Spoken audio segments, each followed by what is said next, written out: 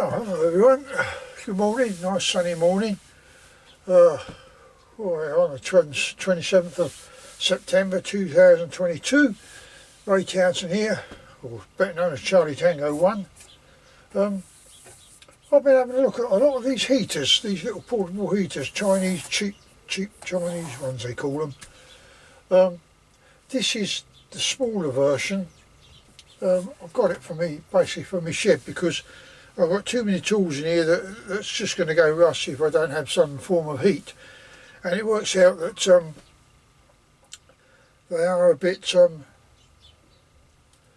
expensive when I keep going through petrol, paraffin and everything else. So I decided to get one of these. Now the other ones they do are what I term as the tower. It's a little bit higher.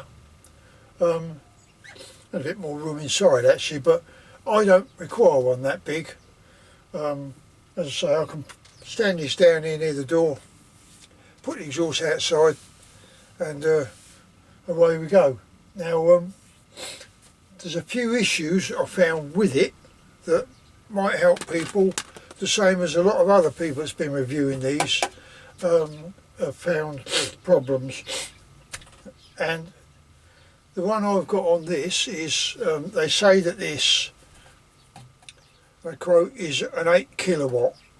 This is what I purchased, but what it is, it's a bit of a, in my opinion, a scam. It's just my opinion.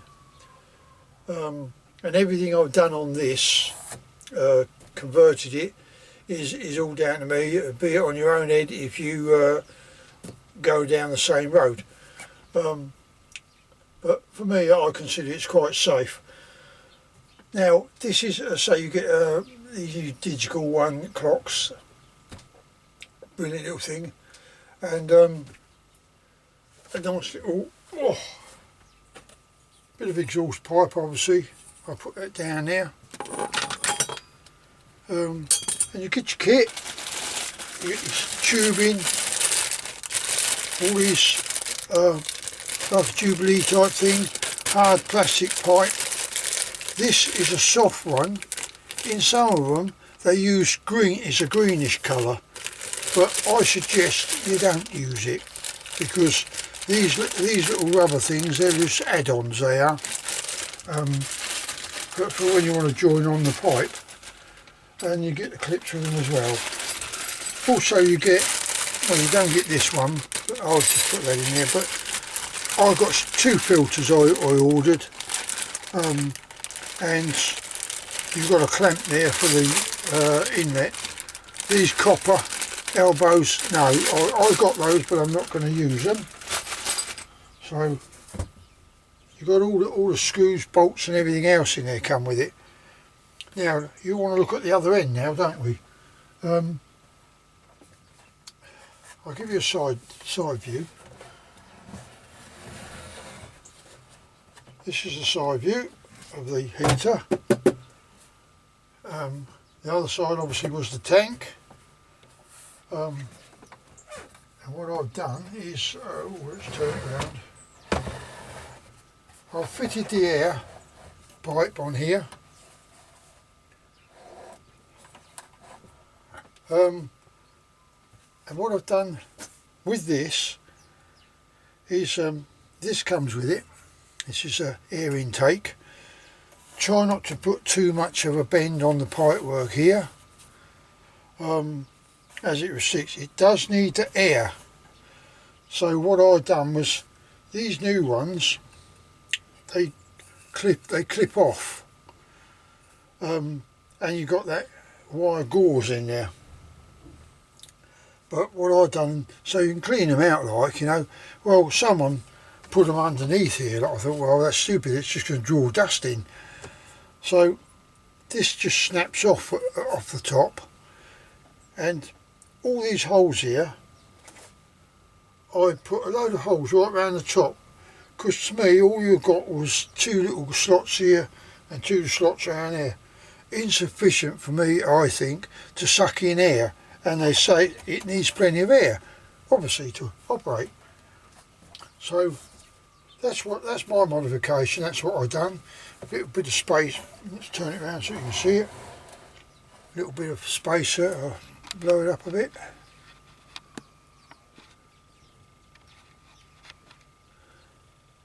Is what I've used on here. Bit of tubing. Screwing a nut. 2 nuts in between the clamp that you get. Comes with the kit. And then bolt it on there. I think that's quite adequate because it's sucking air in this way.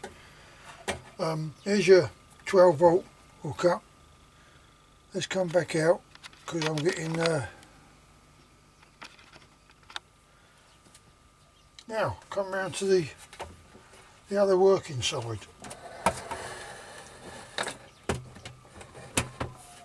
Now this is the modification I've had to do. I'll bring it in for now so that you can see.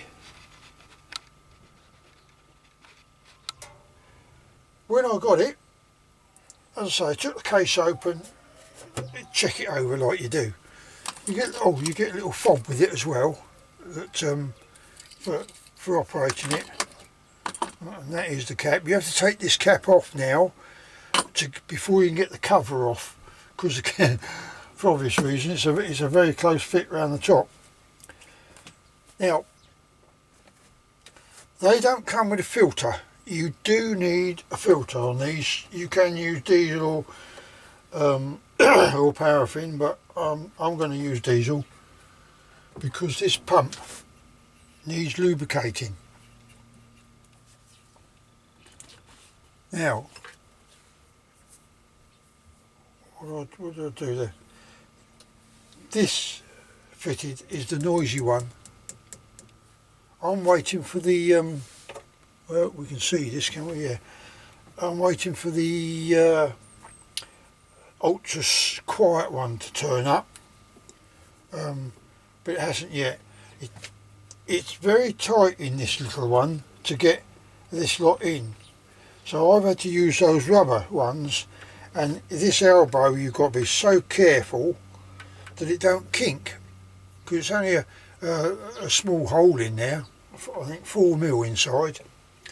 Now I've connected it to the tank and to the bottom of the filter. Now again, the filter you need to oh, there we go, put it so it comes in from the bottom here. A lot of people have the diesel coming inwards from this top here. It doesn't. It comes in from the bottom, so it fills all this area up first, and then the pump will suck it through this little internal gauze, filtering out any, bits and pieces of crud, whatever, out of these, because our diesel's not very clean. Then it comes up in again. I couldn't use any of this hard plastic pipe, so I've had to use this, which isn't a problem because it's just bringing the diesel up to the pump. Now, when I opened it up, this pump was round the wrong way. This is the inlet, this bottom one, and the top is the outlet. The top is the one that's got the plug on, so you can't mistake it. I don't know if you can see it there. That's the plug. Let's come up a little bit. Sorry. Oops. I have to leave it at that for now. That's the inlet. Here's the plug. I'm sure you can see that. And then I've connected the hard plastic, because what they've done is they actually wrapped the plastic around twice around the this inlet piece, so you've got plenty of that, and then it goes underneath to the burner and connects to that. So I've got it set up. I'm just waiting for some rubber feet coming. And the rubber feet, and I've used, you can get them with screws or bolts. And I've used, I'm going to come back out here now.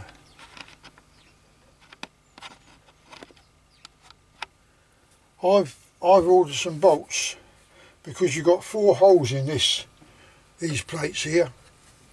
So you can stick a 1-inch rubber, raises it up a bit more because you need that for the exhaust pipe underneath. You don't get a lot of room. So although that's clear, this air pipe is clear from the bench. So there's not a problem there. I'll tip it over so you can now see. This is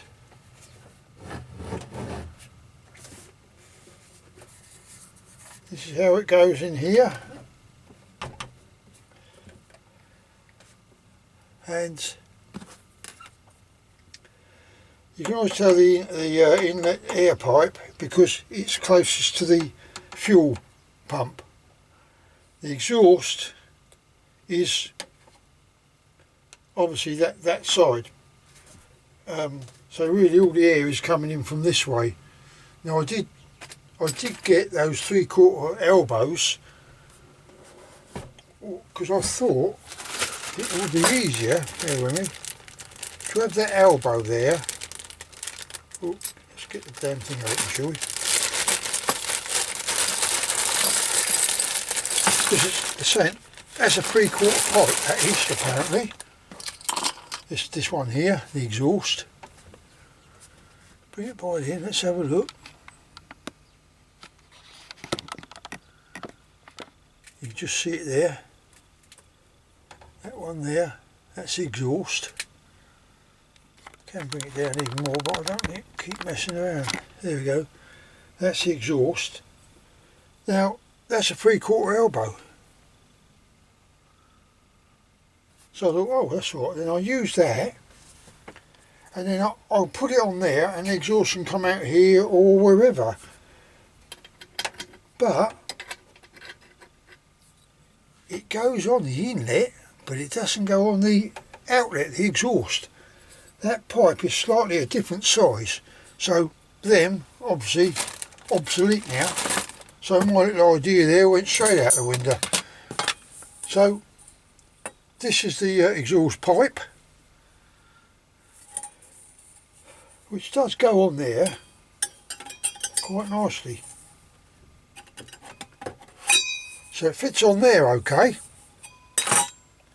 So it looks like I'm going to have to put that on there, and I'll bend it out the side somewhere, and that'll be going outside in a hole through the shed. So that's that sort. Let's bring this back out now.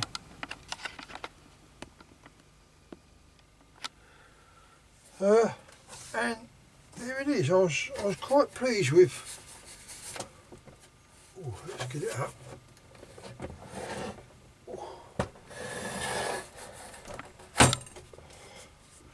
Yeah, quite pleased with it. Other than that, as I say, they put the pump round the wrong way. I put that one round there, and I've only used enough fuel pipe to do, because they reckon that this pumps thousands of times. Oh, I don't know if we can see that, can we? Yeah, they reckon this pump goes thousands of times before the fuel gets up there. So I thought I've reduced it, because they usually have a load of pipe there, that green stuff. The pump's going flat out when you turn it on to pump it up there. So I thought, well, this is very short. When I put the diesel in here, obviously gravity, I'm assuming, will come up here, but to do that you need to get rid of this air that will be in here. So I'm assuming that once the pump's going, when I turn it on, it's only got a little way to pump. So you ain't got 1,000 bloody tiny little piston in there, 1,000 times going like crazy, tick tick tick tick tick, to get the fuel up here through the filter and into the pump. So that's why I've left the cover off, so that I can actually see how long it's going to take to get that fuel up there. But it's going to be nowhere near what they're quoting because of all the pipe work. So that pipe work only just goes under and into the burner, and that's it. So I'm hoping that's going to go. I'm just waiting for the feet. I want to put them on there. Then I should put the exhaust on and give it a test run. Or you can do it without that exhaust, but I don't want to do that. I mean, it's just going to go, poof, you're going to catch something I like. And see how it goes. And they say that this fob is just a on-off, up, on or off, and I think that's great. So that's my interpretation of this little thing. The tower heater is a little bit taller, as I say, comes up a bit higher, quite a bit higher actually, and the tank, it looks exactly the same as the heater, and it lays on a shelf over the top of the heater. So you know, you're soon coming up here somewhere. But that gives you more room. It's the tank on the tower heater is not fixed down in any way. So I suggest you get something like that, double-sided 3M sticky tape, and just put a piece underneath the tank, each end, and that'll hold it there anyway. Like, not that it's going to go anywhere once you've got the lid on. So I'm not gonna harp on it anymore. I hope that's helped somebody out. But these little things is just a spacer bar with a bolt going through. I just drilled a hole for that. Put the bolt in. Spacer I used, I believe, was where are we? Let me think now. I think it was 3/4 of an inch spacer I used.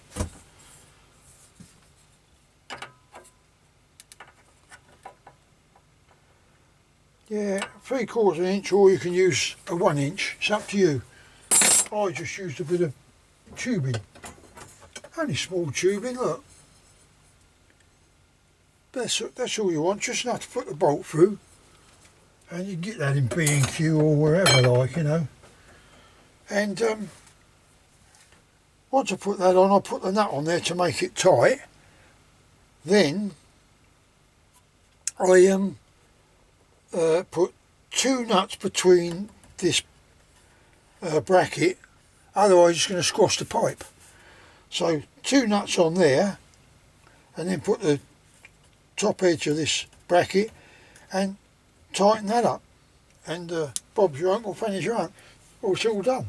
So that's held that. That's my version of it. At least it's going to get plenty of air now, and it's up near the where it sucks the air in, not down near the output.